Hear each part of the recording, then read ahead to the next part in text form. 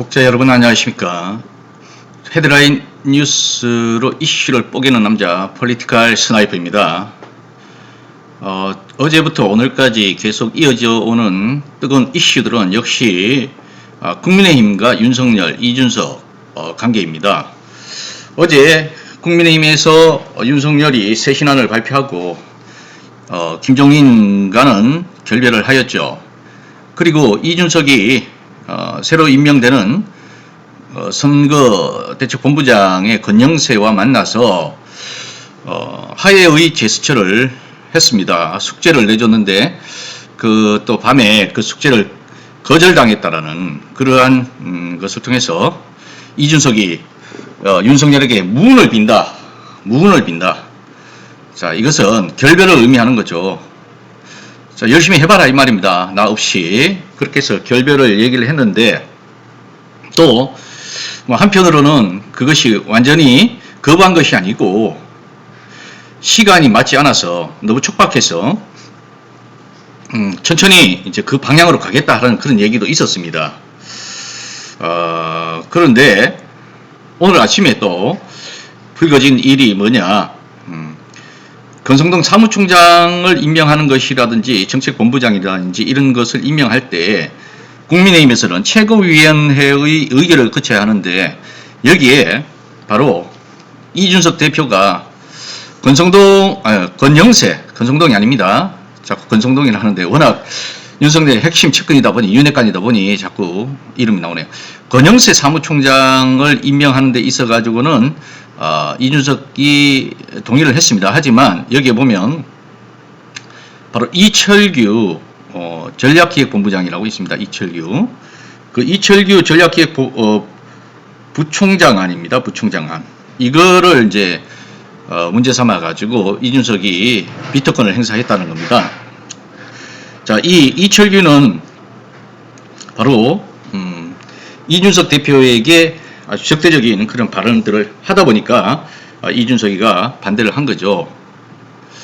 근데 지금 현재 이 문제를 가지고 윤석열과 이준석이 담판에 들어갔다라는 것입니다. 사무총장 거부한 이준석, 윤석열과 당사에서 담판해도 다시 불거진 윤핵관 문제 때문에 그렇다. 바로 이철규 문제. 그런데 이 과정에서 또 속보가 떴었는데 이준석 상정 거부에도 권영세 사무총장은 임명을 강행했다. 자, 이것은 상정 거부가 아니라 권영세 사무총장은 뉴스 속보가 잘못된 겁니다. 권영세 사무총장 임명안에 대해서 이준석이 찬성을 했다라는 거죠. 이 대표의 책임을 주장해온 이철규 전략기획부총장안을 문제 삼아서 안건 상정 자체를 거부한 것이다. 이렇게 이해를 하면 되겠습니다. 그 다음에 김종인 윤핵관을 비워냈다. 어제 얘기입니다. 그래서 어떻게 됐느냐? 알맹이가 없다. 그 새 신안에서는 이미 지금까지 이준석이 계속적으로 얘기했던 부분들입니다. 그것들을 이제 받아들이는 것이었죠. 실질적으로 내용은. 그리고 윤핵관이라 불리는 인사들이 후퇴를 한 게 된 것입니다. 근데 여기서 가장 중요한 것은 뭐냐? 바로 이준석을 어떻게 하느냐? 윤석열이 이준석을 어떻게 대하느냐? 포용을 하느냐? 내치느냐 문제였죠. 근데 지금까지도 밑에 세 번째 보면 오늘 아침에 윤석열 여의도역 출근길 인사. 이게 이준석이 낸 연습 문제였습니다. 이걸 또 수행을 했어요. 그래, 이런 걸 보면 윤석열도 이준석을 완전히 팽을 할 수는 없는 겁니다. 거부를 할 수 없죠. 선거 전략상 이준석을 버리면 가망이 없어요. 지지율 재회복이라든지 이런 부분에서 가망이 없기 때문에 이준석과 손을 잡을 수밖에 없는데 서로 지금 내가 볼 때는 자존심 싸움이다. 이준석이 처음에 윤석열이가 입당할 때부터 이준석을 패싱을 했습니다.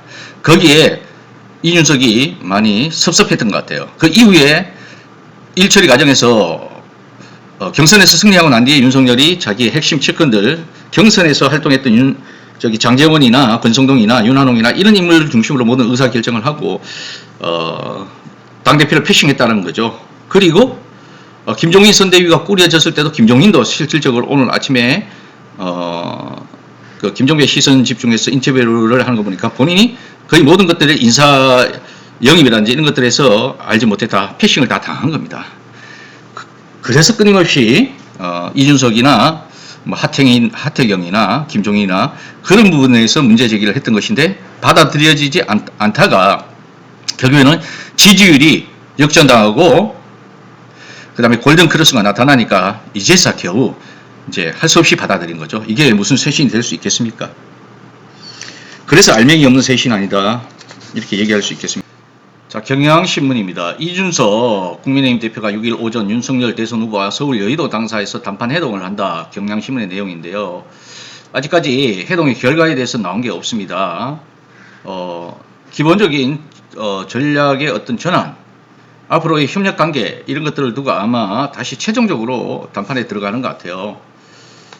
어쨌든 윤석열과 국민의힘의 대선 가도의 연일 빨간 시도등이 켜지면서 대혼란의 상태에 빠져들고 있는 것은 사실입니다. 어제 윤석열이 쇄신책이라고 내놓았으나 쇄신책 자체가 아예 알맹이가 없는 미봉책에 불과하였죠.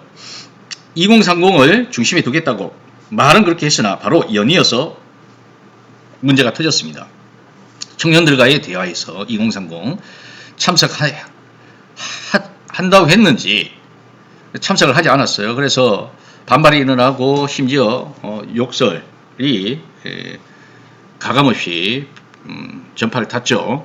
그리고 청년 선대위 보좌하는 친구가 또 사퇴를 했습니다. 사퇴를 하면서 지금 청년들의 요구사항은 정확하다, 후보 교체다, 이렇게까지 얘기를 했습니다.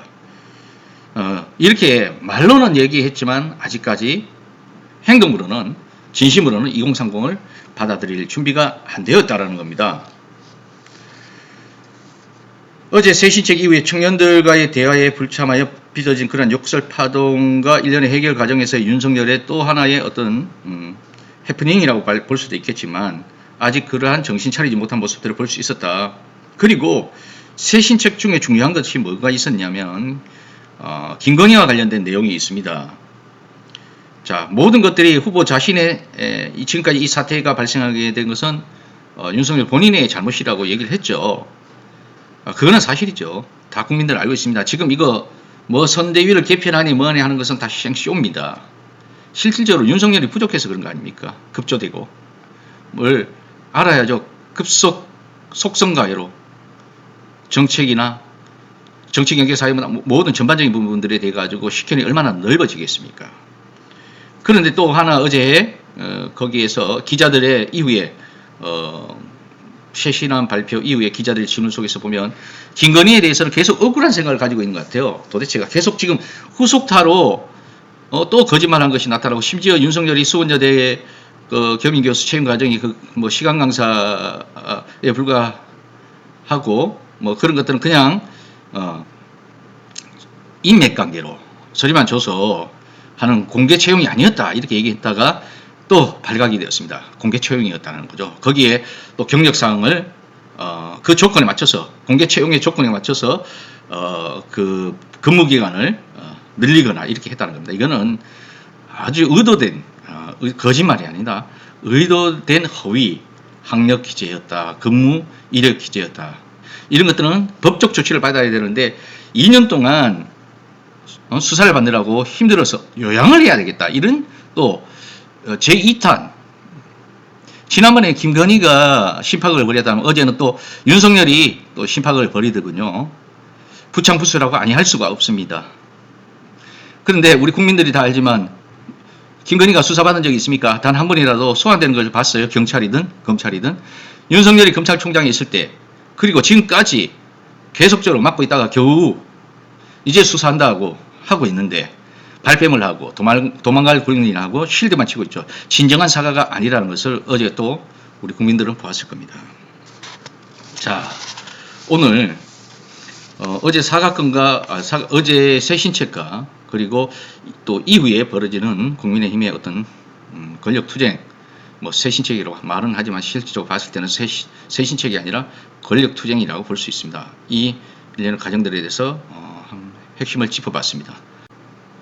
지금까지 시청해 주셔서 감사드립니다. 폴리티컬 스나이퍼였습니다.